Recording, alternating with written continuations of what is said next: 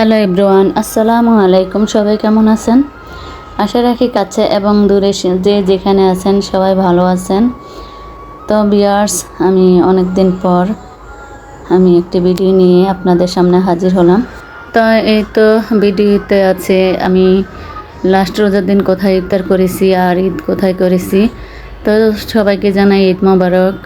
অনেক দিন হয়ে গেছে, তারপরও এতদিন আমি গ্রামের বাড়িতে ছিলাম, সময়ও পাই না, সেজন্য আর ভিডিও ছাড়তে পারি নাই।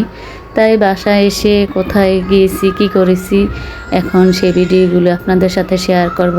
তো এই তো লাস্ট রোজার দিন গ্রামের বাড়িতে গিয়েছি, সাথে ছিল আমার ভাবি, আমার ভাইয়া, ভাতিজা ওরা ছিল, আর আমার 2 মেয়ে।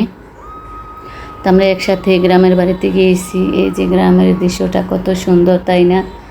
আমার কাছে অনেক ভালো লেগেছে এই সবুজ গ্রাম দৃশ্যটা দেখে। তো এই তো প্রায় আমার গ্রামের বাড়ির কাছাকাছি চলে এসেছি। তো এই তো ফার্স্ট আমার বোনের বাড়িতে গিয়েছি, আর লাস্ট রোজার দিন ইফতারটা সেখানেই করেছি।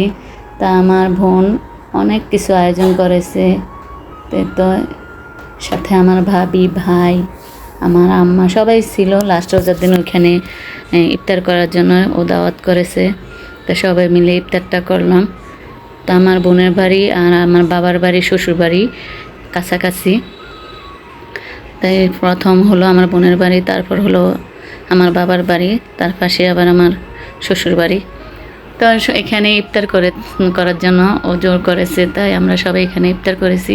তো এই যে অনেক আয়োজন, সবাই মিলে ইফতার রেডি করে নিচ্ছি। তো সবাই ইফতার রেডি করে এখন টেবিলে সাজাচ্ছি। আর আমরা সিদ্ধান্ত নিয়েছি ঘরের ভিতরে ইফতার করব না, আমার বোনের সামনে একটা বসার জায়গা আছে, তো সেখানে আমরা চাদর বিছিয়ে সবাই মিলে ইফতার করেছি, কারণ টেবিলে সবার জায়গা হবে না।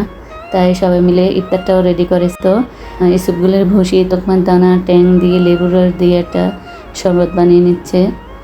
তো এই শরবতটা ঠান্ডা খেতে অনেক মজা লাগে। তো প্রায় ইফতার রেডি হয়ে গেছে। আর এই রোজা রেখে তরমুজ, ঠান্ডা ঠান্ডা তরমুজটা খেতে অনেক ভালো লাগে। আর বাঙ্গিও ছিল। তো আমার বোন একা হাতেই সব কিছু করেছে, আমরা যাব শুনে সে এই সব আয়োজন করেছে। এই তো সেই সামনের বসার জায়গাটা, সেখানে চাদর বিছিয়ে এখন সবাই মিলে ইফতার এনে সাজাচ্ছে। তো লাস্ট রোজার দিন সবাই মিলে অনেক আনন্দ হয়েছে, অনেক ভালো লাগেছে, সবাই একত্রে ছিলাম, একত্রে সবাই একসাথে পরিবারের সাথে একদিন ইফতার করেছি। কি যে আনন্দ লেগেছে, কি যে ভালো লেগেছে। তো সাথে তরমুজের জুসও আছে। তো এই তো ইফতার রেডি করে নিচ্ছে।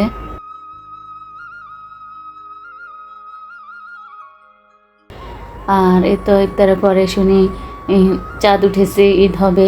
তো এখন ওরা আবার ঈদ মোবারক লিখে জায়গাটা বাহিরে আবার সাজিয়ে নিয়েছে, কেক কাটবে। তো সৌদি আরব যাতে ঈদ হয়ে গেছে, পরের দিন আমাদের ঈদ হবে, এটাই স্বাভাবিক। তাই আমি যাওয়ার সময় একটা কেক নিয়েছিলাম।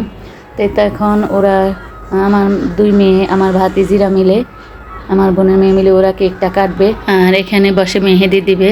তো এই তো ওরা কেক কাটতেছে। এই বাচ্চাদের কিছু আনন্দদায়ক সময় আমি ভিডিও করে নিলাম, ক্যামেরাতে বন্দি করে নিয়েছি।